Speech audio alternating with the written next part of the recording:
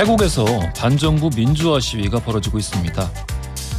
시작은 몇 달 됐어요. 반군부, 반정부 성향을 가진 신미래당이 태국의 헌법재판소에 의해 해산되면서 촉발됐습니다. 하지만 코로나19 상황으로 인해 잠시 자제되던 국면이었죠. 그러나 반정부 인사가 납치되고 레드불 창업자 손자가 뺑소니로 사망사고를 범했음에도 기득권이 비호하는 가운데 불기소되는 일이 벌어지면서 거리 위는 다시 뜨거워졌습니다. 이에 정부가 국가 비상사태를 선포하고 한국으로부터 수입한 물대포로 시위대를 해산시키는 중입니다. 시위대가 주장하는 건 두 가지입니다. 군부 쿠데타로 집권한 현 총리가 퇴진하는 것, 그리고 군주제 개혁입니다. 기성세대들이 군주제 개혁 구호에 난색을 표하면서 광장 위의 풍경은 다소 세대 갈등의 양상을 띄어가고 있습니다. 기성세대들에게 왕은 종교와도 같은 상징이기 때문입니다. 태국은 가장 부유한 1%가 국부의 67%를 차지하고 있는 나라입니다. 선거로 구성된 정부가 왕실과 결탁한 군부 쿠데타로 교체되는 일도 빈번하고요. 경제가 성장하고 시민의 교육 수준이 높아지는 이상 지금과 같은 변화는 필연적입니다. 벌어질 일이 벌어진 겁니다. 광주 민주화운동 당시 시민들이 방송국에 분노하며 가장 먼저 몰려갔던 이유는 거리에서 사람들이 죽고 있는데 어떤 방송국도 이를 다루지 않고 예능만 틀어듣기 때문입니다. 부조리한 상황에 몰린 이들은 있는 그대로의 사실이 외부에 알려지길 바랍니다. 그리고 지켜봐주기를 바랍니다. 최근 태국의 시위대가 한글을 포함한 다른 나라의 언어로 성명서를 만들어 배포한 걸 보고 그 안에 담긴 마음에 관해 생각해봤습니다. 많은 분들이 관심 가지고 지켜봐 주셨으면 합니다. 10월 19일 월요일 허지웅쇼 출발합니다. 곡으로 들려드린 곡은요, 제가 유일하게 기타로 칠 줄 아는 곡 김광석의 일어나였습니다. 3개만 왔다 갔다 하면 되세요, 코드를. 유일하게 외우고 있습니다. 문자들 보겠습니다. 김가영님, 여기가 오프닝 맛집이 맞나요? 오늘 웅디 등에 단풍잎 붙어있는 줄 알았어요. 1시간 잘 부탁드려요. 이게 가죽 잠바에 뭐가 이제 그 패치가 많이 붙어 있어가지고 늘 꼭 맞는 것만 사다가 다들 좀 크게 입으니까 그 정도까지 크게 입고 싶진 않고 좀 적당하게 한 사이즈만 큰 걸로 샀더니 안 어울리고 뭔가 큰 것 같아서 마음이 좀 좋지 않습니다. 김송림님, 웅디 자전거 타면서 코스모스 길 산책하고 왔습니다. 옷이 멋지네요. 기분 좋은 안주 시작해요? 라고 해주셨습니다. 아침부터 조금 쌀쌀했을 텐데 감기 걸리지 않게 아침 저녁으로 좀 조심하셔야 됩니다. 1400님, 웅디 여기는 목공의 공방이에요. 지금 짜투리 목재로 도마를 만들고 있습니다. 요즘 라디오 듣다 보면은 청취율 조사 얘기가 많이 나오는데 저는 그게 뭔진 모르겠지만 어쨌든 저는 매일 11시에는 허지웅쇼만 듣습니다. 오늘도 1시간 잘 들을게요 라고 보내주셨습니다. 고맙습니다. 전화를 받든 전화를 받지 않든 늘 함께해 주시는 여러분들 덕분에 또 허지웅쇼가 이렇게 잘 굴러가고 있습니다. 감사드리고요. 전화 받은 분도 계시네요. 0016님, 오늘 청취율 조사 전화 처음 받아서 너무 떨렸지만 허지웅쇼 즐겨 듣는다고 말했습니다 라고 해주셨습니다. 고맙고요. 0016님 포함해서 아침에 좀 제가 읽어드린 문자들 다 따뜻한 아메리카노 말고 딴 거 드셔도 될 거예요 아마. 예, 커피 쿠폰 쏴드리겠습니다. 청취율 조사, 이게 또 저희 채널은 지방 이 집계치는 또 안 쳐준다고 그러네요. 서울 경기 지방 분들 많이 부탁드리겠습니다. 그러고 보니까 이것도 오늘까지네요. 예. 자, 짧은 건 50원, 긴 건 100원이 드는 문자 샵 1035나 무료인 글라 또는 허지웅쇼 홈페이지에 사연을 남겨주십시오.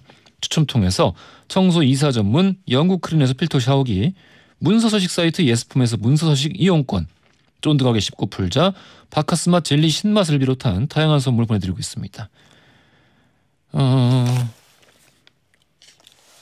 커피 쿠폰도 오늘까지입니다. 예. 많이 드리고 드릴 수 있는 만큼 많이 드리고 또 조만간 좀 준비해가지고 많이들 드릴 수 있게 하겠습니다. 청취율 조사 오늘 마지막 날까지 많이 부탁드리고요. 자, 영화 법률 이야기 나눠보는 월요일입니다. 신유진 허나몽의 무법지대 이달 초에 종영했습니다. 조승우 배두나 주연의 비밀의 숲 시즌2로 함께하겠습니다. 제가 너무 좋아하는 드라마인데 혹시 싫어하는 이야기가 나오지 않을까, 뭔가 이 드라마를 규탄하는 이야기가 나오지 않을까 긴장하고 있습니다. 무조건 여러분의 든든한 편이 되어드립니다. 전지적 니편 시점, 오늘은 이하얀님 사연으로 시작하겠습니다. 아기를 낳은 지 22일째입니다. 남들은 아기 몸무게랑 양수 무게 정도는 빠졌다고 하는데 저는 출산 후에 몸무게를 쟀더니 딱 1kg 빠졌더라고요. 친구들이 적어도 4kg 빠져야 되는 거 아니니? 라고 하는데 저는 조리원 생활 일주일 만에 임신 때 몸무게로 완벽하게 돌아갔습니다. 날씬하던 말을 듣던 저던데 이렇게 살이 쪄서 너무 속상해요. 속상하실 수 있을 것 같습니다. 지금 저 22일째니까요. 너무 좀 조급하게 생각하지 마시고 또 이제 뭐 그 붓기도 있고 여러 가지 좀 문제가 있지 않겠습니까? 아마도 붓기일 거예요. 예. 그러니까 좀 천천히 생각하시고 지금 당장은 좀 몸조리 하시는데 회복하시는데 그래도 좀 그 한 3달 정도는 조심하셔야 되지 않을까 싶습니다. 그 이후에 빼도 되니까요. 사람은 이게 기본적인 구조상 안 먹으면 빠집니다. 안 먹은 만큼 빠지고 운동한 만큼 빠지고 그렇습니다. 너무 걱정하지 마세요. 이형태님, 새벽만 되면 어느새 아내와 제 사이에 끼어들어 잠을 자는 7살 아들이 있습니다. 왜 자꾸 안방으로 오냐? 라고 물어보니 맞춰보래요. 아내와 제가 다 틀리니까 아들의 정답은 엄마 아빠가 자다가 나를 보고 싶어 눈물이 날까봐 와주는 거라고 하네요. 아들아, 네가 끼어들어서 눈물이 난다. 제발 잘 때만큼은 안 보고 싶으니까 그냥 네 방에서 자라. 7살 아들인데 이렇게 훌륭한 답변을 할 수 있단 말이야? 뭔가 이게 듣는 사람을 뭔가 이렇게 희롱할 수 있는 정도의 이 정도 이 고난도 답변할 수 있는 걸 보면은 뭔가 이렇게 말로 먹고 살 수 있는 그런 그 아주 천부적인 재능이 있는 게 아닌가 그런 생각이 들기도 합니다. 이형태님 힘내시고요. 따뜻하니까 또 거기서 자고 싶은 거죠. 예. 김지현님, 요즘 큰아들 시험 기간인데요. 매번 시험 기간에는 엄마인 저도 스트레스를 같이 받게 됩니다. 더욱이 코로나로 온라인 수업만 하다 보니까 학습이 제대로 되고 있는 건지 성적이 떨어지진 않을지 걱정이 많이 됩니다. 마스크 끼고 끙끙대면서 지금 이 순간에도 시험 문제 풀고 있을 아들을 생각하면은 짠하기도 한데요. 웅디가 힘내라고 한마디 해주십시오. 이따가 꼭 들려주려고요. 김지연님 큰아드님, 건강 조심하고 노력한 만큼 성적 아주 그냥 아주 잘 나오기를 제 기도하겠습니다. 모든 수험생이 올해 참 비상입니다. 다들 노력한 만큼 결과 따라주기를 바라겠습니다. 많은 분들이 같은 심정이실 것 같습니다. 올해는 참 이게 뭔 일인지. 전지적 니편 시점에서는요, 여러분의 다양한 사연들 기다리고 있습니다. 짧은 건 50원, 긴 건 100원이 드는 문자 샵 1035나 무료인 걸로 또는 저희 하지웅씨 홈페이지에 사연을 남겨주시면 추첨 통해서 선물 보내드립니다.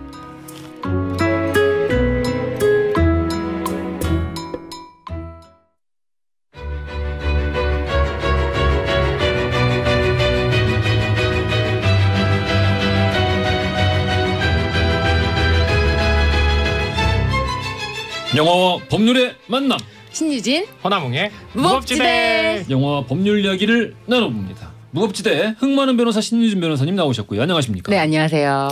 오늘도 참 밝으십니다. 정많은 평론가 허나몽 영원 평론가님 나오셨습니다. 안녕하십니까? 안녕하세요. 오늘도 정이 많으십니다. 네, 저도 밝은 표정으로. 일부러 지금 뭔가 급조되는 표정으로. 입만 이렇게 하니까 뭔가 이렇게 눈이가 부자연스럽네요. 깜짝 놀랐습니다. 네. 제가 항상 그랬군요.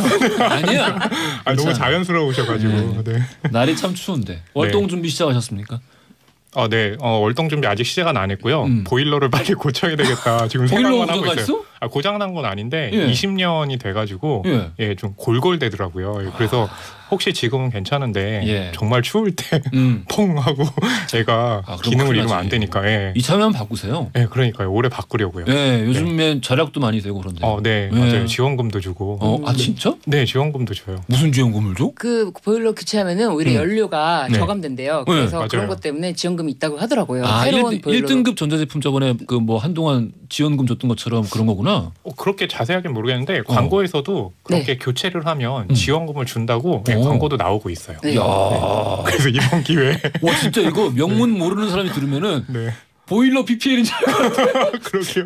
나 생전 처음 들어보는 얘기라. 그렇구나. 지원금이 있군요. 저도 알겠습니다. 얘기해보고 나서 광고가 아니었는데. 그렇구나. 알겠습니다. 변호사님은? 네. 저는 월동 준비보다도 약간 계속 언제까지 이렇게 제가 다이어트를 하고 있거든요. 맞아. 다이어트를 할 수 이게 있을까? 영원히 하고 있는 것 같아. 내가 보기에는. 꽤 오래됐어요. 맞아요. 이게 정말 겨울 추워지면은 더 추울 텐데 어떻게 하면 멈출까? 뼈가 시려요. 뼈가. 네, 그러니까요. 예, 추운 게 아니라 뼈가 시리게 됩니다. 여자들의 항상 고민이에요. 다이어트.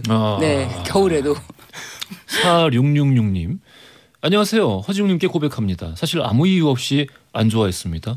허지웅쇼 시작부터 듣기 시작했는데 지금은 11시만 되면 허지웅쇼 듣게 되네요. 코로나로 인해 외출 외식 모임이 되질 않고 하루하루가 재미가 없는데 1시간 동안 웃으면서 보낼 수 있는 라디오 해주셔서 감사합니다. 항상 건강하세요 라고 보내주셨습니다. 제가 이게 라디오도 시작하고 최근에 이제 신간도 나오고 그래서 그런지 이런 얘기를 자주 듣는데 저는 이 얘기 들을 때마다 좀 이상한 게 네네.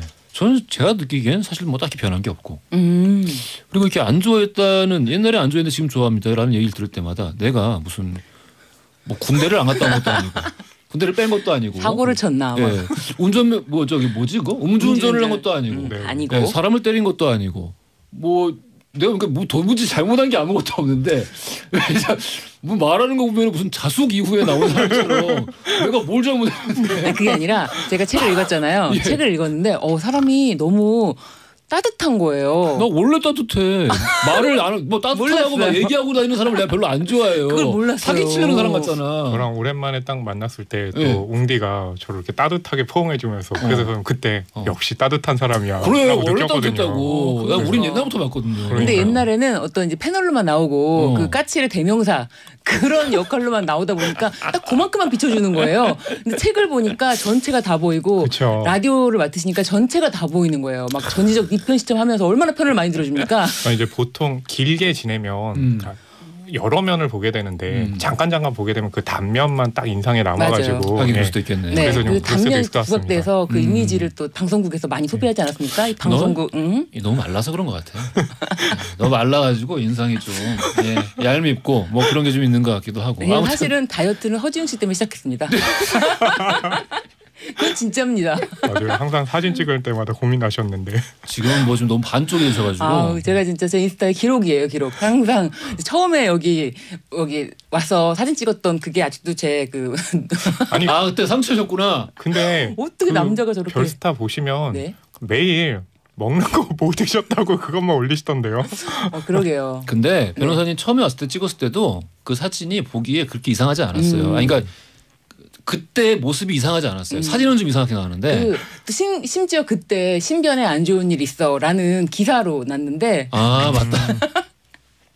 그 기사까지 해가지고 그래요. 기사가 많이 나왔어요. 네, 저도 또 신변이다 보니까 신변 조심하세요. 앞으로 신변에게 안 좋은 일이 있는 그렇군요. 신변이다 보니까. 알겠습니다. 주제로 돌아오죠. 네. 맞다. 그 문자 보내주신 4666님 커피 쿠폰 드리겠습니다. 아니 그렇지 않아도 제가 라디오 청취율 조사 기간 전이었지만 저희 언니네 집에 갔는데 저희 언니 라디오를 듣거든요. TV가 없어요 집에. 근데 다른 채널에 맞춰 있는 거예요. 그래서 깜짝 놀랐고 103.5로 맞춰놓고 왔어요. 그리고 강력본들을 좀 전기가 그 뒤로 자동적으로 우리 라디오 허지웅 씨가 나와. 알겠습니다. 자, 오늘 소개해드릴 작품 이달 초에 종영한 드라마 비밀의 숲 시즌 2입니다. 15세 관람가고요. 지난번에 우리가 시즌 1에 대해서 이야기를 좀 했습니다. 네. 당시에 이제 변호사님께서 인생 드라마. 너무 멋집니다. 시즌 2는 시즌 1에 비해서 아무래도 뭐 기대치가 이제 많이들 컸다 보니까 호불호가 좀 갈리는 편인데 두 분 어떻습니까? 근데 저는 이 OTT 서비스를 통해서 봤는데 이거는 시즌 1에서는 그냥 쭉 그러니까 재밌었는데 쭉 보다가 중간에 못 참고 막 내용을 찾아보진 않았는데 시즌 2에서는 11화까지 보고 너무 궁금한 거예요. 목격자가 등장했는데 새벽 4시야. 잠은 와 죽겠는데 너무 궁금한 거예요. 아침에 일도 하러 가야 되는데. 그래가지고 진짜 너무 폭발해가지고 사실 그 스포를 좀 보고 마음을 좀 편안하게 먹은 다음에 드라마를 다시 봤어요. 다음날 일이 손이 안 잡힐 정도예요. 맞아.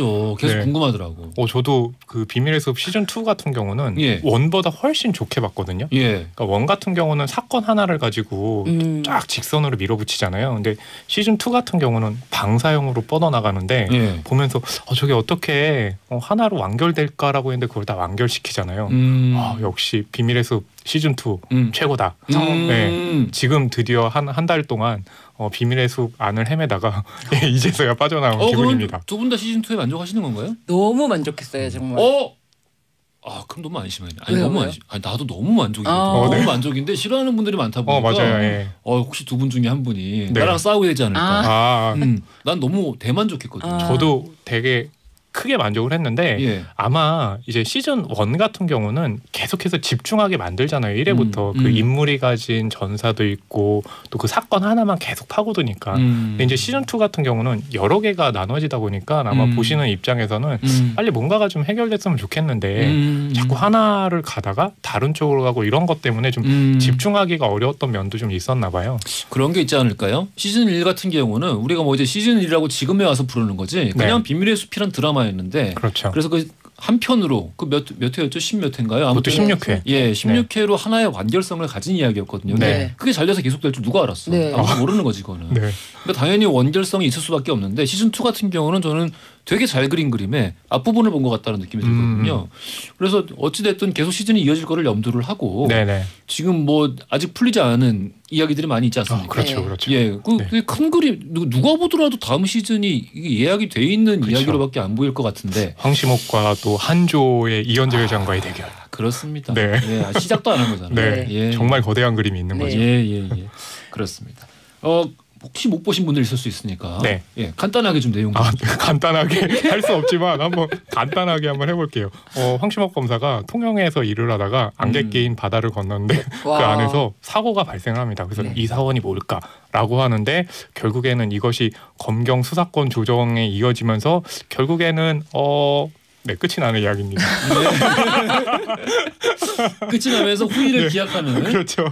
그런 내용입니다. 그 안에는 한조와의 갈등도 있고 또 내부의 비리와 어떻게 밝혀내는지의 문제도 있고 정말 여러 가지가 있어서 가혹하네요. 간단하게 줄거리를 설명해달라고 말씀하시는 게. 이게 아마 그 가장 주목을 받았고 또 끝까지 좀 긴장을 늦추게 할 수 없었던 캐릭터가 이 최무성 씨가 연기했던 우태하 검사, 부장검사. 그러니까 형사법재단 부장검사고요.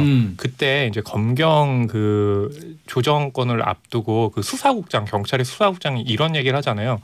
몸은 곰인데 생각은 여우다라고 하는 거를 그 캐릭터를 잘 설명해주는 얘기였죠.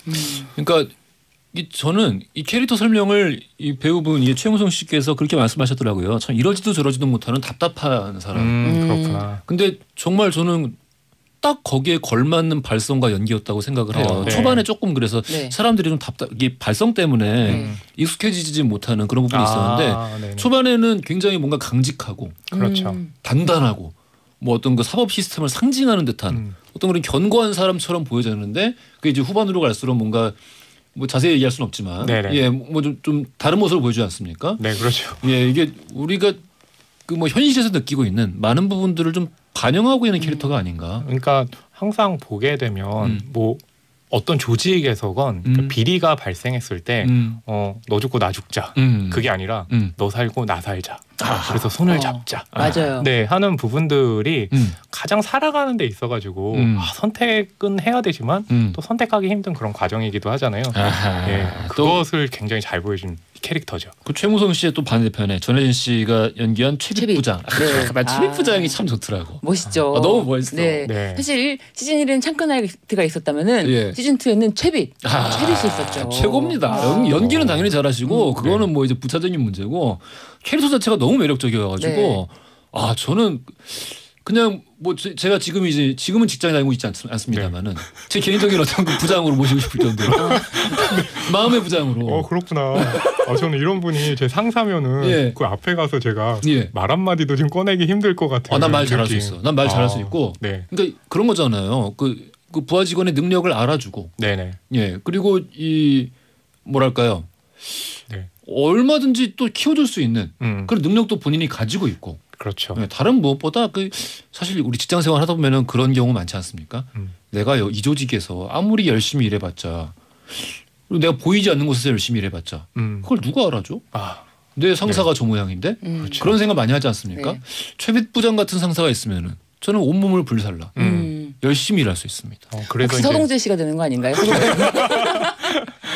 그래서 이제 한여진 그 주임 이제는 주임으로 등장을 하잖아요. 그래서 최빛 그 부장을 보면서 뭔가 자신을 잘 이끌어주는 상사이면서 리스펙트하는 면모를 보여주는데 다른 인물이 최빛 그 부장한테 좀 하대하는 듯한 모습을 보여주니까 그렇게 하지 말라고 하는 모습 보면 존경받는 상사의 모습도 있는 거죠. 알겠습니다. 자, 돌발 퀴즈 드리겠습니다.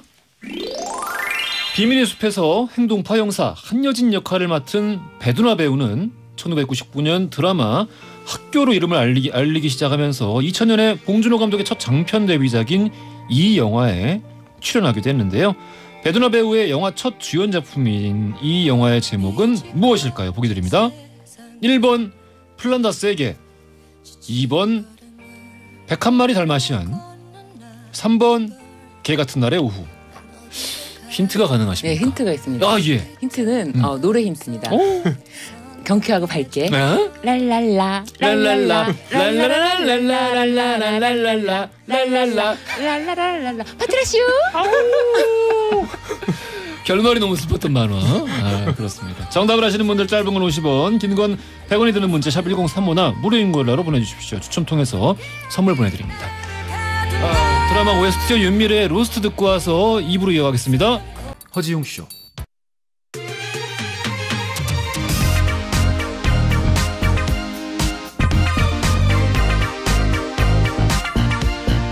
안녕하십니까. 허지용입니다. 안녕하세요. 허지용입니다. 매일 오전 11시 SBS 103.5MHz 러브 FM 허지웅쇼. 세상을 향한 유쾌한 궁금증 허지웅쇼. 자, 출발합니다. 허지웅쇼 2부로 돌아왔습니다. 신유진, 허남웅의 무법지대, 오늘은 비밀의 숲 시즌2를 살펴보고 있습니다. 평론가님, 이게 시청률은 좀 잘 나왔나요?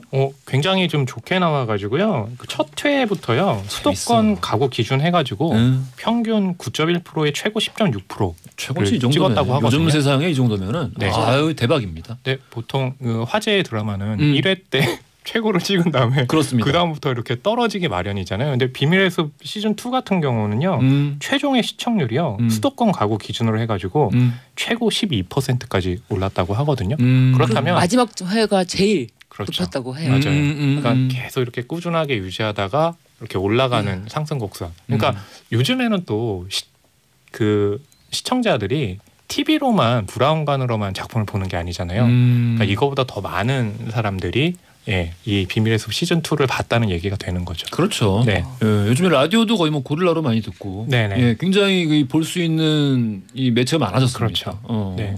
그렇군요. 촬영이 쉽지 않았을 것 같은데 코로나 때문에. 그 비밀의 숲 시즌 2 이제 촬영이 시작됐을 때가 코로나 시작되는 시기하고 맞물려 가지고요. 그렇겠지. 그래서 원래 이제 제작 단계 되면은 어디서 촬영을 할지 로케이션을 하잖아요. 근데 사람이 많이 모이는 장소에서는 아무래도 위험성이 크니까 처음에 계획했던 이제 장소를 그대로 사용하기 힘든 상황이었대요. 그러다 보니까 굉장히 좀 힘든 여건이었음에도 불구하고 시즌제 드라마 같은 경우는 그리고 요즘에는 계약을 또 OTT 업체하고도 또 맺잖아요. 그렇습니다. 그렇기 때문에 딱 맞추는 것이 굉장히 중요한데 그래서 그것 때문에 좀 공간을 그렇죠. 활용하기 쉽지는 않지만 그래도 끝까지 좀 잘 맞췄다는 얘기가 있습니다. 저는 참 기분이 좋은 게 이게 케이블 채널 이거 뭐 TVN이죠, TVN. 예. 네. 여기 통해 가지고 한국의 그 장르 드라마가 장르 드라마가 사실 전무했습니다, 거의. 예, 전무했었는데 TVN을 통해서 초반에는 진짜 엉망진창인 드라마도 많았었는데 이걸 계속 했잖아요. 그렇죠. 시도가 계속 이어진 거죠. 예, 이걸 계속 하다 보니까 이제는 정말 어디에 내놔도 전혀 부끄럽지 않은 놀라운 그러니까 오히려 다른 나라에서도 찾아보기 어려운 그렇죠. 거의 최고 수준의 드라마들이 나오고 있는 것 같아요. 뭐 시그널도 그렇고 비밀의 숲도 그렇고 그리고 이게 그 오컬트 쪽 다루는 드라마들도 계속 나오고 있잖아요. 요것들도 굉장히 있고 좋은 것들 많이 나오고 있고 그래서 참 박수를 보냅니다 개인적으로. 예전에 허재용 그 DJ와 함께 근무할 때 장르물을 되게 좋아해서 장르를 얘기했는데 주변에서는 그거 하지 마. 맨날 아이템 얘기할 때 맨날 저는 혼자 깐 영화제를 가면은 일단 트로마 영화를 하면 하지 마. 하지 마. A급 영화 취재 A급 그렇죠. 영화. 그 당시에는 장르가 그렇게 천대받았는데. 예, 그렇습니다. 지금은 이제 장르가 돈도 가장 많이 되고. 맞아요. 예, 참 격세지감이에요. 그러니까 우리나라 드라마가 굉장히 막장 드라마 막 이렇게 막 뭐 출생의 비밀 이런 거에서 흥미를 느꼈다면 이제는 그런 게 아니라 이 완성도 높은 그리고 심지어 이 주제가 굉장히 어려웠잖아요. 야, 이 검경 수사권 조정 이것뿐만 아니라 이 드라마 그 멘트가 침묵을 원하는 자 모두가 공범이다라고 했는데 저는 이게 굉장히 잘 됐다라고 생각이 드는 게 꼭 여기까지만 공개하자라는 그 딜이 마지막 회까지 나옵니다. 여기까지만 딱 공개하면은 이거는 딱 잘 마무리될 수 있어. 그러니까 이게 어디까지 공개할 것인가에 대한 것이 과연 이 검경 수사권 조정의 핵심을 아우르는 키다. 그런 거를 주제 의식을 잘 표현했고 엄청나다. 이 작가의 역량이 또 이 감독의 역량 그리고 또 배우들 연기 이런 것들이 모두 한데 어우러져서 야 작품 이런 훌륭한 작품이 만들어졌구나라는 걸 봤어요. 그래요. 이 변호사님이 또 이제 이 방구석 평론가님과 함께 또 커뮤니티들과 함께 그렇죠. 매번 이렇게 그 작품에 대한 여러 가지 이야기들 특히 또 이제 현실과 와닿는 맞닿는 부분들에 대해서 이야기를 많이 해주시는데 오늘은 또 어떤 아이템들이? 제가 방구석 평론가랑 이거 드라마를 보다 보니까 저도 모르게 제목 이메일 나왔어요. 야, 이 드라마 맥거핀이 난무하는구만. 근데 나도 말하고 내가 무슨 말한 거지? 왠지 똑똑한 말한 것 같은 거예요. 이제 완전 평론가야. 그러니까 커뮤니티만 보는 게 아니라 이제 그 영화 사전 그렇습니다. 이렇게 살피는 거. 그래서 맥거핀이 제가 이제 영화 관련된 각종 이제 팟캐스트 많이 듣다 보니까 그런 말 저도 모르게 나오는 거예요. 근데 내가 말하고 근데 내가 무슨 말을 한 거지? 라고 하니까 저희 방구석 평론가가 맥거핀이란 하면서 그 알프레드 히치콕의 사이코 영화에서 초기 장면에 그 여자가 원래 회사 돈을 횡령해서 열심히 도망가는 장면이 굉장히 중요하게 나오다가 갑자기 사이코에게 살해당하면서 그 내용이 중요하지 않게 되었다. 이런 걸 맥거핀이라고 한다. 그러니까 그 효과의 진짜 그 가장 중요한 점은 관객을 희롱하고자 하는 게 아니라 그건 전혀 아니라 이게 좀 약간 착각하시는 분들이 많더라고요. 요즘에는 관객을 놀리고자 하는 게 아니라 처음에 이 관객들의 관심은 그 극 중에 이제 그 사이코 속의 주인공 마리온이 돈을 횡령해서 도망갔잖아요. 그걸 뒤쫓고 있는 형사와 마리온이 저 돈을 가지고 과연 무사할 수 있느냐에 대해서만 계속 집중을 하고 있는데 노먼 베이츠가 갑자기 등장을 해서 모텔 주인인 노먼 베이츠가 마리온을 죽이지 않습니까? 그 순간의 충격을 위해서예요. 갑자기? 이게 뭐지? 라는 충격을 위해서 앞에 그걸 까는 거거든요. 그게 이제 맥거핀의 효과인 건데. 그러니까 그 맥거핀이라는 이름의 유래가 뭐냐면 그 히치콕 초창기 영화 중에 그런 얘기를 나눠요. 저 가방은 뭡니까? 맥거핀입니다. 근데 맥거핀은 또 뭡니까? 스코틀랜드에 사자가 있는데 그걸 잡으려는 장치입니다. 그래서 그 앞에 있던 사람이 스코틀랜드 사자요? 스코틀랜드엔 사자가 없는데요? 그럼 맥거핀은 아무 쓸모가 없는 거군요. 라고 해서 이제 맥거핀이 됐는데 그래서 그런 식으로 처음에는 뭔가 집중하게 만들어 놓고 실제로는 그냥 관심만 집중시킨 다음에 훅 빠지는 장치를 얘기를 하거든요. 그러니까 이게 요즘에 보면은 맥거핀이라는 말 자체가 무슨 이유 때문인지는 모르겠는데 되게 과잉돼가지고 이것도 맥거핀이고 저것도 맥거핀이고 막 이렇게 얘기를 하는데 그래서 오늘 또 그 주제를 가지고 또 오셨잖아요. 저 같은 나라에 자꾸 이렇게 난무하는구나라고 쓰니까 이거는 맥거핀의 어떤 지금 딱 말씀하신 그런 지점에서 약간 변질된 것 같다. 그렇지만 두 분 평론가님께 한번 진단을 받아봐라. 심진 변호사님 바쁠 때는 방구석 평론가님을 집에 계시는 방구석 평론가님 여기 좀 모시고 이야기를 해야지 않을까. 그래서 첫째 그 서동재 아내가 처음에 약간 피의자 용의자 선상에 약간 살짝 올랐었어요. 그렇습니다. 그리고 막 울다가 형사가 딱 가니까 지금 방금 형사가 왔다 갔어. 이렇게 차분한 목소리 톤으로 전화를 하는 거예요. 저건 뭐지? 라고 했던 장면이 있었고요. 두 번째는 그 김사연 부장이라고 같이 법제단 그 부장인데 네. 김사연 부장 방에서 그 황신목 검사가 막 조사를 하다가 그 사진에 막 주목합니다. 맞아요. 사진에 주목하고 왜 저 사진이 보통 이렇게 책상에 놓여져 있었는데 왜 저렇게 함부로 박스에 놓여져 있지? 그 사진에 집중하는 그 장면. 혹시 저 사람이 납치했나? 막 그런 장면. 그런 장면. 그리고 또 한 가지는 그 이윤재 비서실장. 뭔가 이윤재와의 관계가 뭔가 나올 것만 같은. 네. 두 사람 간에. 네, 뭔가 아니면 이 사람이 뭔가 흑막을 딱 쥐고 있을 것만 같은 게 있었는데 이게 해결이 안 되는 거예요. 흑막을 안 쥐고 있다기에 너무 잘생겼어. 너무 잘생겼는데 거기 그냥 뭐 멀대같이 서 있어. 네. 그래서 좀 너무 과잉이다 얼굴이. 네. 뭔가 흑막이 있다. 뭔가 흑막이 있는 얼굴이다. 뭐 그런 생각을 했었는데. 네. 그래서 이런 내용은 맥거핀이라는 말을 이렇게 함부로 쓰면 안 된다라는 식으로 저한테 얘기를 해주길래 내가 가서 물어보겠다. 진짜 네. 평론가님들에게. 그 최근에 가장 성공적인, 가장 사전적인 맥거핀은 결국 미션 임파서블에 나왔던 토끼발이겠죠. 네. 네. 이단 헌트가 계속 토끼발을 찾기 위해서 뛰어다니는데 네. 끝까지 토끼발이 뭔지는 안 나와요. 그렇죠. 찾긴 찾는데 그래서 토끼발이 뭐야? 몰라요 아무도. 네, 그냥 그런 게 이제 맥거핀이라고 생각하시면 될 것 같습니다. 지금 이제 변호사님께서 말씀하신 이 여건들은 뭐냐면 일단 사건이 터지면 그 수사를 할 때 주변에 있는 모든 사람들을 용의선상에 놓고 보는 거기 때문에 특히 배우자는 그렇죠. 예. 맞아요. 배우자가 없어지면 가장 먼저 살펴보는 거기 때문에 여기선 맥거핀이라기보다는 의심을 하면서 하나하나씩 지어나가고 그렇죠. 그러다 보면 결국에 나오는 변증법적인 역시 수사 추리기 법 같은 거겠죠. 거기까지 하자. 네. 우리 모두가 듣는 라디오인데 네. 쓸모없는 단어 같습니다. 자, 그러면 다음엔 또 어떤 얘기가 있을까요? 이제 이 비밀의 숲을 보다 보니까 이 범행에 대해서 직접 증거를 찾지 못할 경우에는 자백을 하지 않으면 사실상 밝히기 어려운 부분이 저희는 딱 보이더라고요. 그 처음에 나왔던 등장했던 사건인데요. 그 통영에서 익사 사고가 발생하는데 바닷가에 이 사고가 도대체 이제 급하게 마무리되기도 했고 어떻게 끝까지 해결이 될 것인지에 대해서 사실상 나중에 어떤 나레이션이나 그러니까 자백이 없다면 이걸 밝히기는 어려웠겠다라는 생각을 하던 차에 제가 뉴스를 봤는데 딱 이 사건과 어떤 일맥상통하는 내용의 사건이 있어서 제가 가져왔습니다. 이 SBS에서 그것이 알고 싶다에서 보도가 돼서 유명해진 사건인데 작년 여름 8월에 있었던 사건이에요. 그래서 이게 외부 침입이 전혀 없는 집 안에서 그 엄마와 아들이 침대 위에서 죽어 있던 관악구 모자 살인 사건. 관악구 모자 살인 사건인데요. 이것에 대해서 이 집 안에 들어왔다가 나간 사람은 딱 그 남편 한 명이었어요.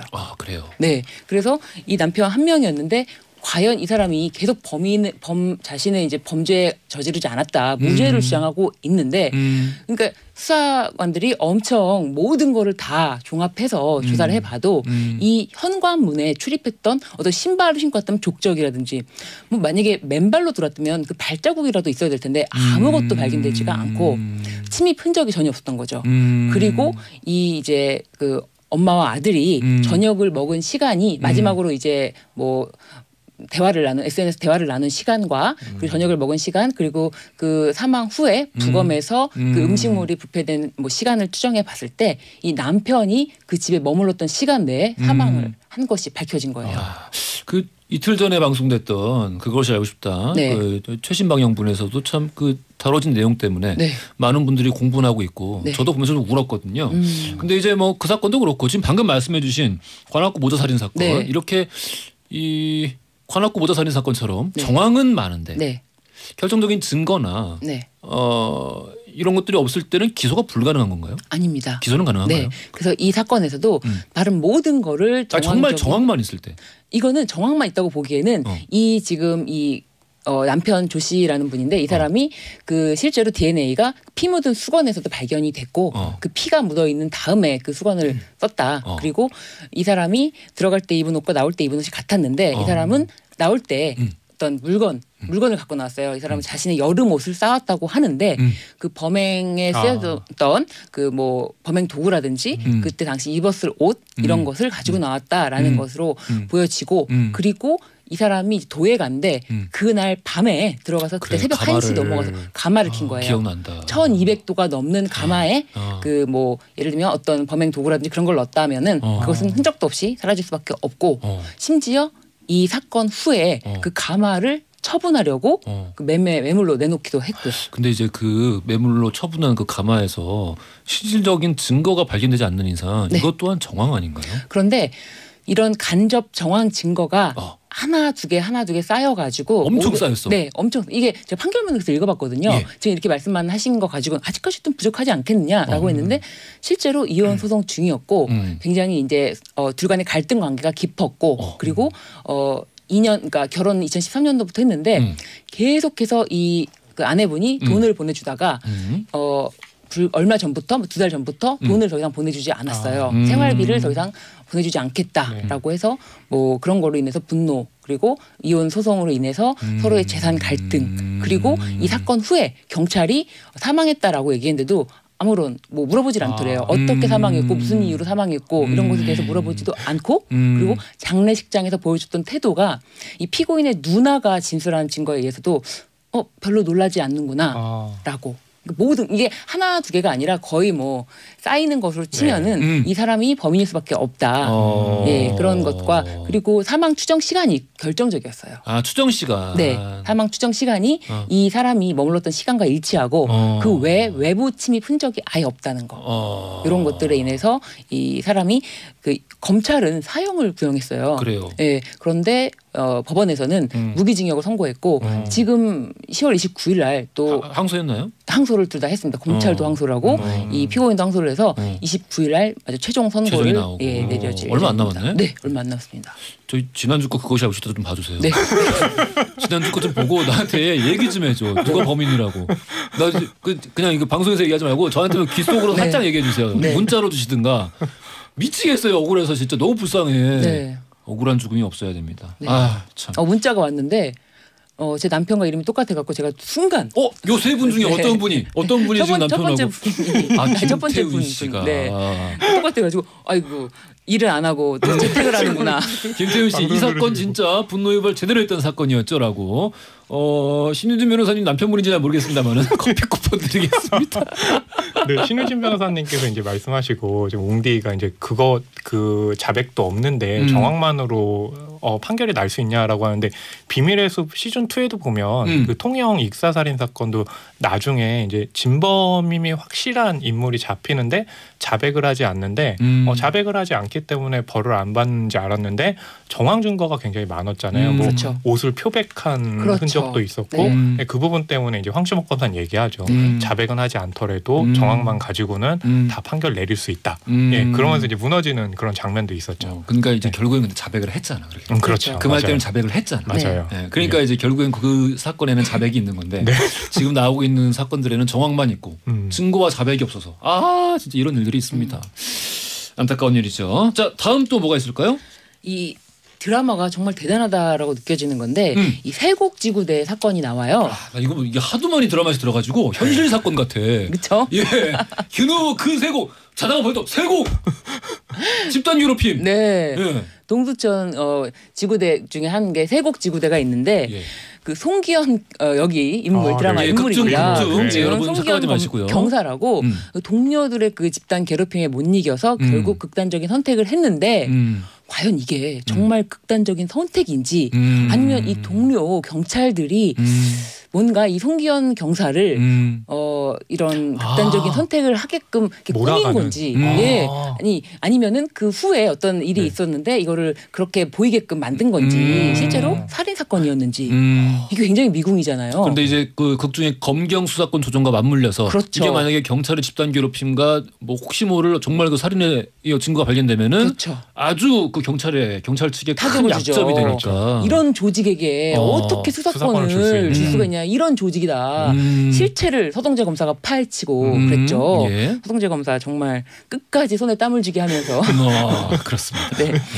난 세상에 네. 의식이 없는 채로 시청자를 이 긴장감에 이렇게 파묻히게 하는 그런 이 캐릭터 본 적이 없습니다. 이 참 대단한 소동제 아닙니까? 네. 사랑해요 소동제. 아니 시즌 1 때만 하더라도 어우 저 죽일려고 이러면서 봤는데 시즌 2에서는 어떻게 소동제 어떻게 이렇게 볼 정도로 캐릭터가 잘 구성됐죠. 네, 그래서 어떤 세곡 지구대에서 동료였던 경찰들이 뭐 진술을 하는데 다 의심스러운 거예요. 심지어 막 제일 말단인 순경이 경사라면 그 계급차이가 상당하거든요. 근데 막 약간의 욕설 같은 것도 하고 막 그런 괴롭힘 집단으로 막 뜨거운 물을 손에다가 붓고 미안하다고 했는데 사실은 그걸 서로 눈짓으로 하나 해라 너도 하나 해라 서로 같이 괴롭히자라는 그런 신호를 보내주는 시그널을 보내서 어디서 좀 많이 봤던 뭐 이렇게 직장 괴롭힘이나 우리가 뭐 이렇게 전해 듣거나 뭐 인터넷으로 보거나 뉴스에서 보거나 되게 익숙한 풍경 아닙니까? 그렇죠. 참 없어져야 되는데. 네. 그런데 이 사건에서 이제 결국은 이제 황심옥 검사가 사건을 밝히죠. 밝혀서 이 괴롭힘을 당했던 것에 대해서는 처벌이 없었거든요. 근데 마지막에는 이거 사건을 밝히고 이 괴롭힘을 했던 그거에 대해서도 처벌을 하라라고 이제 지시가 내려졌는데 이런 사건이 현실에 있었습니다. 저거 현실에? 네. 4년 만에 드디어 그러니까 이 세곡지구대 사건도 묻혔던 사건이 드러났듯이 현실에서도 서울 남부지검에서 있었던 일인데요. 네, 4년 전에 한 검사가 극단적인 선택을 하면서 이제 그 마지막 글을 자신의 그 심경을 적은 글을 적은 거예요. 그래서 자신이 이런 일을 너무 괴롭다 그렇게 남겼는데 이것에 대해서 그냥 흐지부지 되고 있다가 지난주 금요일에 드디어 정말 최신 소식이에요. 네, 그렇습니다. 이 검사를 괴롭혔던 부장검사에게 최소한 폭행죄에 대한 책임을 물어야 한다는 검찰 수사심의위원회의 결정이 나왔습니다. 4년 만에. 네, 4년 만입니다. 그래서 지금 이 유가족들은 뭐 이거에 대해서 계속 뭐 밝혀달라라고 애원을 하고 탄원을 하고 그랬는데 드디어 이런 공소 제기를 해야 된다라는 이제 결정을 했는데 아직은 공소 제기가 된 것은 아니고요. 이런 것에 대해서 드디어 검찰에서도 내부적으로 문제의식을 갖고 있구나. 그래서 폭행에 대해서만큼은 공소 제기가 불가피하지 않을까라고 생각합니다. 이런 일이 참 4년 만에 이렇게 뒤집혀지기도 하는군요. 네. 그래서 이 수사심의위원회가 이렇게 밝혔어요. 심의 절차에서 서울중앙지법 주임검사 그리고 사건 관계인인 피해자의 유족 및 피의자와 각 대리인들의 의견서를 제출받고 충분히 그 논의를 거쳤다. 그렇게 해서 결정을 내린 것이다라고 했습니다. 알겠습니다. 비밀의 숲 다음 시즌은 언제쯤 할까요? 너무 저는 빨리 해야 된다고 생각해요. 시간 끄면 안 돼요. 제가 광고 나갈 때 시즌 3 하려면 한 3, 4년 기다릴 때 두 분이 막 제가 뭘 잘못했다고 화를 내시면서 아니 1년 주겠습니다. 1년. 딱 1년에 나온다. 그러니까 1년 뒤에. 그럼 딱 내년 이맘때는 볼 수 있어야 됩니다. 2년 정도 걸릴 것 같아요. 안 최소 돼요. 2년은 봐야 되지 않나요? 네, 이제 배두나 배우도 킹덤도 있고 뭐 이래가지고. 그렇습니다. 자, 무법지대 오늘은 조승우, 배두나 주연의 비밀의 숲 시즌2를 살펴봤습니다. 돌발 퀴즈 정답 알려드려야 되는데요. 배두나 배우의 영화 첫 주연 작품, 봉준호 감독의 첫 장편 데뷔작이기도 합니다. 정답은 변호사님? 플란다스에게입니다. 1번 플란다스에게였습니다. 당첨된 명단 선고표란에 올려놓을 테니까요. 확인 꼭 부탁드리고요. 지금까지 무법지대 신유진 변호사님, 허남웅 영화평론가님이었습니다. 오늘 말씀 감사합니다. 감사합니다. 내일 역사 코너에서는요. 썬친 교수님, 박광일 작가님과 함께 지난주에 이어서 역사 속 왕릉에 대한 두 번째 이야기 함께 하겠습니다. 기대 많이 해주시고요. 끝곡으로는 하현우의 침묵 준비했습니다. 이 곡 들으시면서 전 내일 아침 11시에 다시 찾아뵙겠습니다. 지금까지 허지웅이었습니다. 지독한